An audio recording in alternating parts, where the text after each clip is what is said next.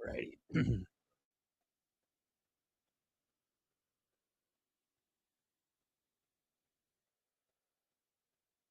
Hello, D-Gens. Welcome to Degenerate Takes. I, of course, am the Brofix one, AJ. Happy Friday, February 20th, 2026. Hope you had a great week. Hope you're ready for a great weekend. I know I am. We got a lot to talk about today. A lot to talk about today. The Chicago Bears may no longer be the Chicago Bears.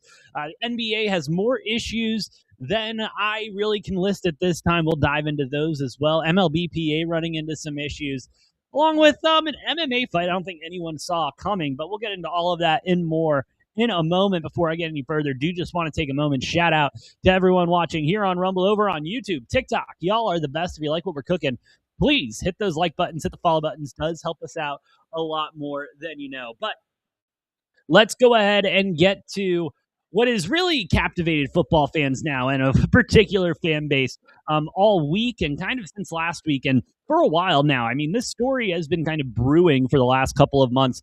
Not even the last couple of months. I would say this whole season. And even before that, the Chicago Bears clearly wanting to move out of Soldier Field, go find a new location. Arlington Heights being the preferred location, it seemed like, for a long time. They have land there they purchased, ready to build a new stadium, ready to start something new that this Chicago Bears team and the fan base almost deserve, honestly, if we're going to be real. First time in a long time that they actually start playing well and actually start having a little bit of success. They deserve a new stadium. The fans deserve a new stadium for all the shit they've had to go through. And one thing is very clear. No one really thought that they would go outside of Chicago. There had been conversations of them going outside of Chicago, but no one really thought that it was going to come to fruition. Well, Turns out Indiana was a little bit more in play than people imagine. User, are you serious? That's sick, dude. Who is it? That's pretty lit. Anyway, the Chicago Bears appear to be looking and moving closer to moving to Indiana. Be the Chicago Bears out there, apparently, and moving the stadium to northern Indiana, as Indiana did pass a bill, that would make it more feasible for an NFL team to relocate there, along with some governmental help for the stadium, which, they always look for when you're building stadium. How much? No shit, Jake McCarty's your cousin? Dude, that's awesome. Shout out to him, dude. I hope he has a lot of success with the Rockies. I've always liked him. I was upset to see him go. But shout out to him, man. He's a dog. Anyway, it's not looking good. And it's getting to the point now where Chicago residents are calling for Illinois governor, apparently, J.B. Pritzker, to resign after he allowed the team to leave. Again, nothing has been official yet. No papers have been signed or anything like that. However, it is starting to look more there, and it seems like there are going to be more conversations going on with the Bears and with Chicago, and if there can be anything on that. But after the Bears, pretty much said, hey, we want to move to Arlington Heights, we want to keep the Bears in Illinois, they then went ahead and jacked up the property tax a little bit. And I mean, it's a lot. And I'm not going to get into the whole political aspect of it, because that's not what I do on this show. I'm strictly sports on here. A lot of San Francisco moving from San Fran to Santa Clara. I get it, brother. I get it. And it feels like it's moving that way. I'm not going to lie. As someone who follows the Bears, my family's from Chicago and everything, it's painful to watch, but I really don't see that big of a, I don't know where the bridge can come back together at this point. I don't know where the bridge can come back together. And it's a bad spot. It's a bad spot for Chicago. It's a bad spot for the Bears, and a bad spot for the fans, most importantly. You're a Bears fan, right, Angle? What did you say? As a Bears fan, it's frustrating, but at the end of the day, absolutely. It's all about money. And the Bears are looking at ROI and all that bullshit. Indiana's looking at how much money they can bring in and everything. But honestly, if it's anyone's fault, if this is anyone's fault, and I got to say, shout out to the Bears, because this is the first time that something big has come up with the Bears where I'm not pointing directly at the McCaskies immediately. But this is on the city of Chicago, and this is on the state of Illinois for doing whatever they could in their power, essentially, to make sure that they lost their NFL team, to make sure that they lost that fan base, lost the extra revenue that comes in with games and everything like that. Um, incredibly short-sighted decision. Incredibly short-sighted decision by all the politicians involved. But just when the Bears, yeah, exactly. When the Bears are looking promising, you know what? Let's get the fuck out of Chicago. That's been the issue. No, obviously that's not been the issue, but it sucks. It sucks for you, right angle. It sucks for all Bears fans out there. It's just not fair. It's just not fair. With that being said, and multiple people have talked about it before, Soldier Field is a shithole. Yeah, and I think that's where everyone kind of like, or things are getting mixed up. Like, no one is saying the Bears shouldn't leave Soldier Field. No one is saying that they should stay in that shithole of a stadium and win football games and do whatever there. No, they should get a new stadium, whether that is in Arlington Heights or whether that is in Indiana. They deserve a new stadium. But for it to go from we want a new stadium to now we're going to move to Indiana, it's absolutely unbelievable how just quickly those events turn. And Indiana's like, yep, come on over. Come on over. And Indiana, one of the few, like the last states that I would ever expect to have two NFL teams, if we're going to be completely honest. But hey, why not? Why not? Why not Indiana? I don't hate it. I don't hate it, but yeah, Bears fans ain't happy about it. They deserve not to be happy about it. And it's really, again, just disappointing. Just disappointing as all hell that we're at this point with Chicago. It really is. It really is. Especially like you said, they're starting to look good, starting to look like they have something there with Ben Johnson. But yeah, need a new one by the lake. Yeah, just tear that bitch down. They had some renderings. They had renderings of it by the lake. I just remember the renderings not having any parking or anything like that. I found that to be hilarious. But that's just Chicago for you. What you gonna do, brother? What you gonna do? But we'll keep an eye on this one. Obviously, no permits have been filed, no contracts have been signed, no deadlines or anything like that. So this is still a very fluid situation right now. But it's one where it does seem like, yeah, Indiana's going to be getting another football team. It's unbelievable, just absolutely unbelievable. And this is going back last week. Didn't get the chance to go live last week, so I did want to touch on this one for a second because I got issues with this one, and my team's always ranked dead last in these, so I shouldn't have an issue with it, but I do have an issue with it, and that is the NFL winning essentially an arbitration case against the NFLPA, saying that they are no longer allowed to do the team report cards where players rank, team facilities, how they treat families, food, et cetera, et cetera, et cetera. And the team report cards is apparently a violation, a conduct violation of the CBA, and they are reported to stop now and no longer make record of any of these. Dude, yeah, I would love if my boss, I'd love if people didn't judge me all day for working and everything like that. I would absolutely love that. But let's be real about something. That's just not what happens. That's just not what happens. Just because you're a little pissy, and it's a wake-up call. If anything, it's a wake-up call for everyone. Michael Bidwell for the Arizona Cardinals, they went ahead and broke ground this week on a new training facility that's going to be opening up, I believe, in Scottsdale. I know Tempe sounds more right. Going to be opening out there. It's somewhere around that area. Anyway, going to be opening up there, and initial reaction to Nolan home run and first at bat. I didn't see it yet, Stevens. I'm not going to lie. Is it worth looking up? Is it worth looking up? Because that's just baller shit right there. But it's dumb. It's stupid. And JJ Watt goes on to say, yeah, you're right. Let's let a third party grading service grade the players. You know what I mean? And everything. Like, they're talking about Pro Football Focus and everything like that. It's ridiculous. It's ridiculous. Again, it was making owners look bad. And the owners are, at the end of the day, billionaires, millionaires, et cetera, et cetera. But they have the money and they choose not to. Just look at it later. Okay, got you, brother. It's dumb. It's so dumb, and it's owners just getting their egos bruised and not wanting to have to face the music with what's really going on in their organization and what their players really think about it. When the PA report cards started coming out, it made a hell of a lot of sense of why people did not want to come to Arizona. The facility shit, ownership shit, they don't do shit for the families, the yada, yada, yada. That's why they were given an F. You know what I mean? And you look at the other teams where they were getting Fs. It made sense with how shitty they were that they were one of those teams that were at the bottom there. And now look, the Cardinals are breaking ground on a new training facility due to open in 2028. Would I rather it be this year? Absolutely. But hey, whatever, it gets the ball moving, and at the end of the day, don't get me wrong. I know these players are getting paid a lot of money to play a kid's game. Don't give me that argument. I get it.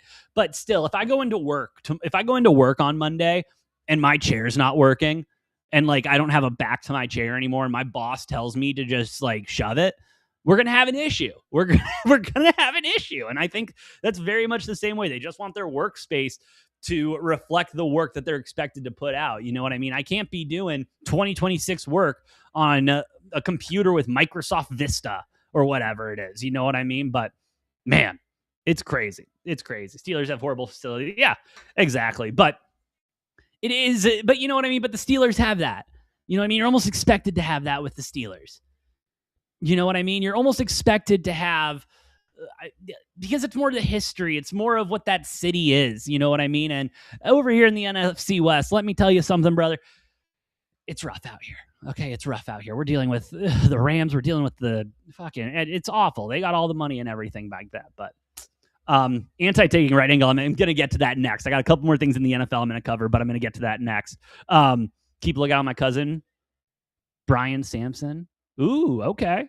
Hey, good luck to Brian this week. Well, good luck to Brian this spring training. Spring training does officially kick off, but final notes on this. The NBA, NFL owners are, how do I say, they're kind of pussies. And come on, take a little criticism here and there. I've said worse things about Jerry Jones and everything on this show, my own owner on this show.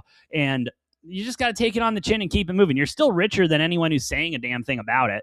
Like, look at your billions of dollars and your NFL team and be like, okay, I'm doing pretty well in life. I don't know, man. I don't know. Not an important story, but it's something that is we're going to start seeing a lot of, especially with the draft coming up, free agency, et cetera, et cetera. Patrick Mahomes, for I believe the third or fourth year in a row, has restructured his contract to provide more cap space, and currently, not bad cap room. Not bad cap room for a lot of these teams up top here. Titans with the most, Raiders, Chargers, Jets, the teams that you would kind of expect to have the most that don't have those big star name players are going to be up there. And then over the cap, you still have the Packers, not by a lot, Texans, Bears, Saints. Every time it's like, of course, yeah, the Saints are over the cap. Chiefs, Bills, Jags, Cowboys, Vikings. Chiefs still have a lot of big contracts on their payroll that they could go ahead and rework with some older players, which I'm sure that we'll be seeing there. But yeah, look for the top 10 here, especially to get really frisky in free agency, because most of them don't have people they need to sign to extensions or anything. Quarterbacks, especially, that you need to sign to an extension immediately. So look for some teams to really rebuild this year. Okay, I'll get to that one later. All right, let's get to it. You want to get? Yeah, it's still the Saints. The Saints will be forever. Oh yeah, of course they're still paying Michael Thomas. I believe so. But let's get to it, okay? Let's get to this whole tanking thing. Because the NBA, first of all, I'm not the biggest NBA fan in the world. I'll go ahead and be completely honest about that. I follow the Suns. I keep an eye on everything that's going on. But when I get off work, the first thing I'm not doing is turning on an NBA game, okay? Tanking or not, I think it's a effort issue when it comes to college basketball, NBA. They've already made their money in the NBA, and it's just offense and no real...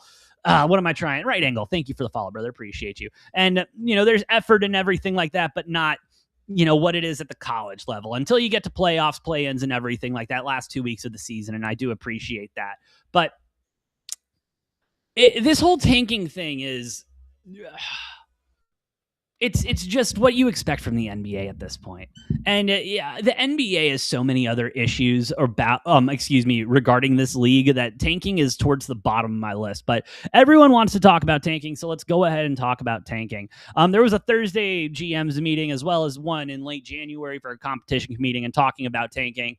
And here's some stuff that they came up with. First round picks can be protected.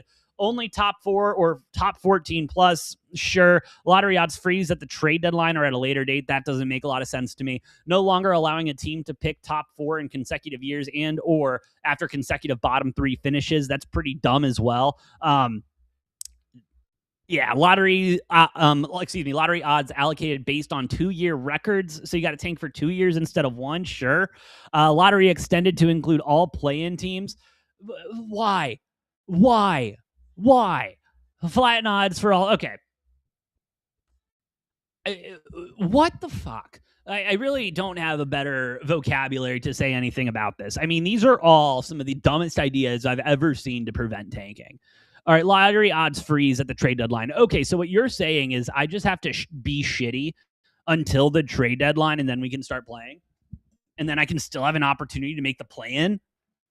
Are you serious? Like, okay, so that one's obviously off. No longer allowing a team to pick top 4 in consecutive years and/or after consecutive bottom 3 finishes.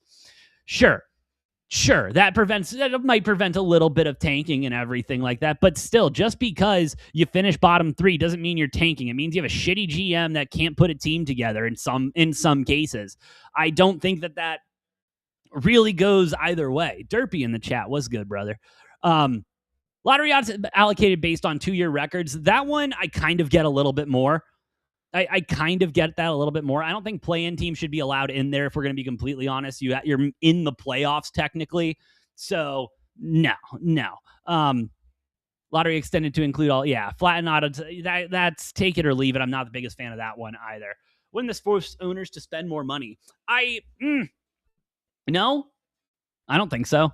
Why would it force owners to spend more money? They have a salary cap, they have the luxury taxes and everything like that. I don't think if anything, I don't think it provides any urgency on the owners to spend more money and go out and get players or spend more money on certain players or give bigger contracts because. And again, this is just my personal opinion about the NBA. The biggest problem with the NBA is that the NBA isn't the biggest thing in the NBA. It's the players. The players control about everything. The players control all of it. If an NBA player isn't happy, they demand a trade, they're pretty much gone. If they're not gone by the trade deadline, they're gone in the offseason. Very rarely do you see anyone who wants out, especially a big name, go out there and not get that trade at some point. And so I'm not sure that would help or anything. And especially if the owners spend money, then they're spending money on bottom tier players who, they're getting more playing time and everything. Yeah, they're a starter, but should they be getting the same amount of money as a, I don't know, as a Devin Booker or anything like that? Should they even be paid the same? No, they probably shouldn't be. But if they want to go that way, I mean, I don't know. I think the NBA, the owners need to get a little bit more control. I think the owners and the league need to get a little bit more control over the players and everything like that. And you want to talk about, Mark Cuban talks about how tanking shouldn't be the worry right now. It should be getting fans into the buildings and spending money, yada, yada, yada, and how much tickets are. I agree. Tickets are fucking expensive for anything that you look at to go to a sporting event, unless your team is absolutely god-awful. Shit. I remember 2 years ago, spring training tickets, $25 for lawn seats, and they want $40 now for some games. It's absolutely insane the cost it is to be a sports fan and to be a loyal sports fan to teams, to players, et cetera. But no, Mark, the way that you get people back into facilities and you get people to games is by winning games. No one gives a shit about tanking. I don't give a shit about tanking. The bottom 4 teams want to be the bottom 4 teams and not be part of the rest of the 60% that get into the playoffs. That's on them. Good on them. If that's the route they want to go and then they want to retool for next year or whatever, fine, go ahead and do that. But I'm not here for it. And again, I think there's so many other issues with the NBA besides just the tanking that need to be addressed. The lottery system, I think, needs to be addressed. I don't know why everyone doesn't just do what the NFL does. I really don't understand why we go into the lottery, and I guess to prevent tanking. But bro, so what? You're gonna go ahead and tank for 5 years. You're gonna have 5 first overall players, and then you're gonna still tank. And so it doesn't work that way. Eventually, the team's gonna be good enough. That's Kansas Texas Tech game going. Games go. But yeah, it's an issue, and it's an issue that the NBA definitely will address going into the offseason. I think we'll definitely be on Silver's, top 10 like things we got to do this at the end of the offseason, but it is what it is. I found this little nugget interesting, and didn't just see it once, I've seen it multiple times, that gambling companies are even starting to get on them. A lot of angry gamblers, a lot of angry gambling companies because of the tanking, because over-unders aren't hitting, because stuff isn't hitting. It really, it doesn't even I wouldn't even say it makes the gamblers angry. It makes the companies angry makes the big sports betting companies angry. And it makes them angry because all of their fancy algorithms and everything they do like that, they're essentially out the door. They're out the door at this point. They can have the sharpest line that their models and their experts can put out there. But if a team's deciding to tank, all of those stats, all that work, everything out the door, it doesn't matter. It's truly a 50-50 bet on that at that point. And the bookmakers don't like to be at 50-50. They like to make you believe that it's at 50-50. Could they do a couple of these things? Sure. I guess. I mean, if you wanted to go with oh God, I don't know, man. Like, I don't like this one at all. Like, teams can't pick top 4 the year after making conference finals. So like, okay, so I make conference finals. I go in next season. A bunch of players that I had signed went on to free agency or got traded or whatever. And then I can't pick first if my team sucks the year after. That doesn't make any sense to me. Utah ruined it. Utah ruins everything for everybody. What do you expect from Utah? All it takes is one injury. Yeah.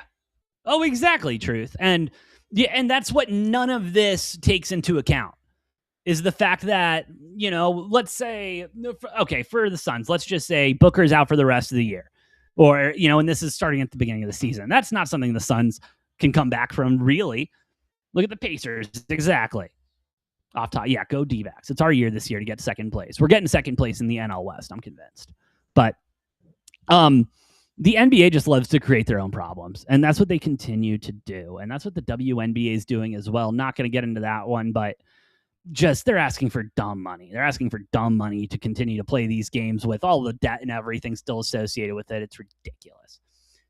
McCormick in the chat. What's good, brother? I haven't seen you in a minute. I hope you're doing well, man.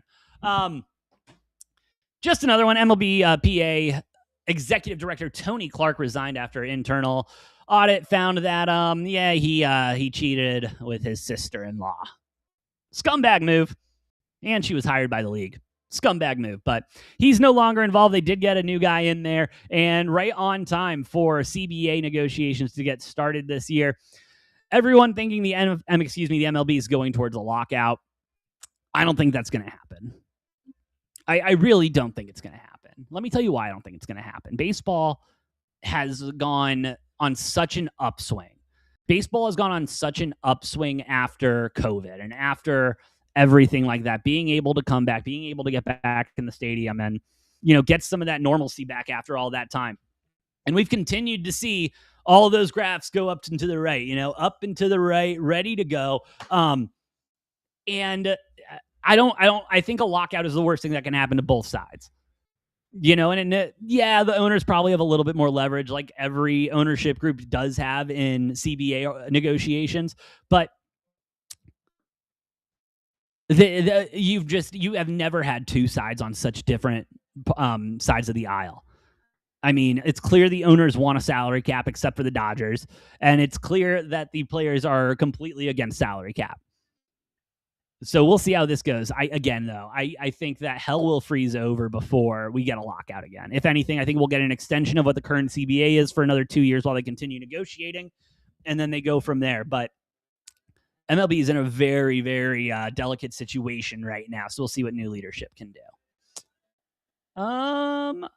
Last thing I kind of wanted to talk about. Let's get into the fight game a little bit, huh? Because a fight that I never saw coming, a fight I definitely didn't think was going to get ever booked, got booked. And it's all thanks to Jake Paul's most valuable promotion. Ronda Rousey making her return to MMA against Gina Carano on May 16th. Fight will be a 5x5 MMA, 5 minutes, 5 rounds.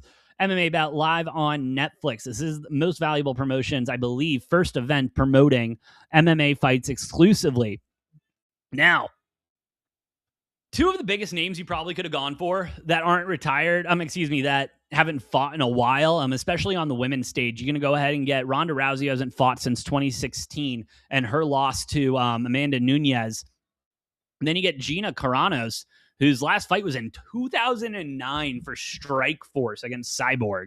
And Cyborg went ahead and get the win. Both of them coming off of a loss after, damn near, what is that, 10 years for Ronda and another 17 for Gina. I mean, listen, both women still in their prime. I think it's going to be an interesting fight. I think it has potential to be a solid fight. One I will be handicapping coming up when May 16th gets a little bit closer. But good on Jake Paul. Good on Jake Paul. One of the first fights that he's put out that I'm genuinely interested in watching and genuinely interested in tuning in for and seeing how it works out. So shout out to Jake Paul. He got this one right. We will see if anything else is to come of it, though. But let me double check my notes. Yeah, that's all I got today, guys. That's all I got today. Hey, thank you all for listening. Thank you all for watching. Shout out to everyone here on Rumble, over on YouTube, TikTok. Y'all are the best. If you like what we're cooking, please hit those like buttons, hit the follow buttons. Does help out a lot more than you know. Shout out to everyone in the chat. McCormick, Derpy, y'all are the best. If you like what we're cooking, please hit that like button, hit the follow button. Does help out a lot more than you know. I'll be live tomorrow for a little college basketball talk. Maybe I'll talk a little college baseball too as we get our picks ready for Saturday, and then maybe go live Sunday as well. But if I don't see you then, hope you have an incredible weekend. Good luck. God bless. I'll see you all next time on Degenerate Takes.